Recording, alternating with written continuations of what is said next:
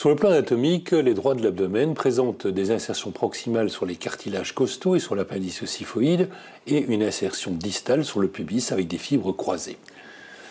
Surtout, ce qui est important à repérer, ce sont ces bandelettes conjonctives antérieures qui vont séparer le muscle dans le sens longitudinal. Ce sont en fait les véritables tablettes de chocolat.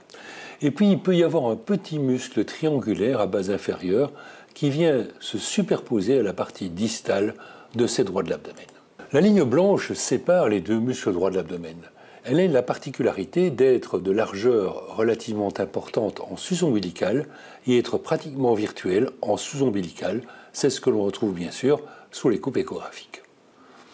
Ces muscles droits de l'abdomen, qu'on voit également très bien en scanner, ont une épaisseur qui est extrêmement variable en fonction des individus, mais aussi de la pratique sportive qui peut hypertrophier un muscle par rapport à l'autre, ce qui est bien visible dans le plan axial.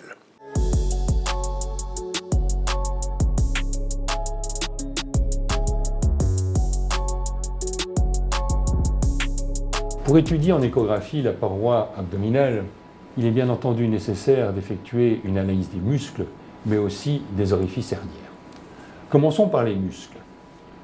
Le droit de l'abdomen est constitué d'un muscle allongé, tendu depuis les cartilages costaux inférieurs jusqu'à la symphyse pubienne. Il a une particularité dans son plan axial, c'est qu'au niveau de la région sus-ombilicale, ce droit de l'abdomen présente une séparation qui est comblée par la ligne blanche, qui joint le versant médial de ces deux muscles.